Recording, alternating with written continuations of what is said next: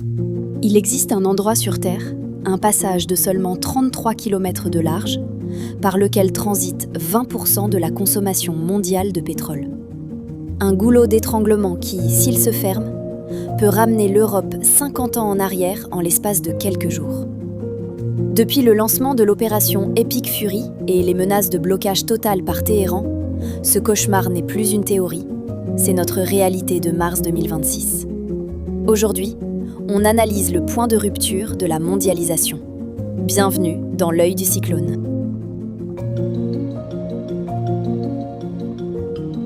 Pourquoi Hormuz ? Parce que sans lui, l'Arabie Saoudite, les Émirats et le Koweït sont virtuellement coupés du monde. Imaginez une artère coronaire. Si elle se bouche, c'est l'infarctus. Aujourd'hui, avec l'escalade militaire, les primes d'assurance pour les tankers ont été multipliées par 10. Certains armateurs refusent tout simplement de passer. Le résultat ? Ce n'est pas juste une hausse du prix de l'essence, c'est l'arrêt de la logistique mondiale. Le plastique, les engrais, l'industrie pharmaceutique, tout ce que vous touchez quotidiennement dépend de ce qui transite ici.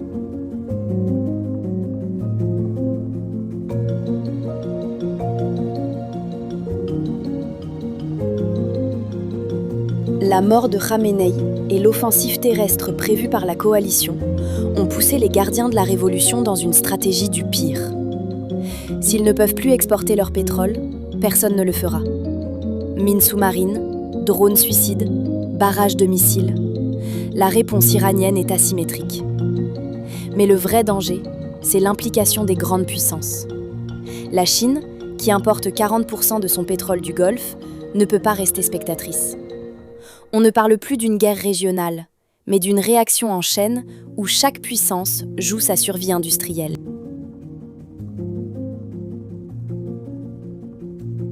Si le détroit reste fermé plus d'1 mois, nous changeons de civilisation. Le pétrole à $200, c'est la fin du transport aérien de masse. C'est une inflation à 2 chiffres qui rend les produits de base inaccessibles. Et c'est le risque de blackout énergétique en Europe. Ce que nous vivons en ce mois de mars 2026, c'est la démonstration brutale de la fragilité de notre système. Nous avons construit une opulence mondiale sur un passage maritime que quelques mines artisanales peuvent paralyser. La question n'est plus de savoir si la guerre en Iran est légitime ou non. La question est de savoir si notre système est capable de survivre à la coupure de son cordon ombilical. Le détroit d'Ormuz est le miroir de nos vulnérabilités. On pensait la mondialisation indestructible. Elle ne tenait qu'à un fil de 33 km.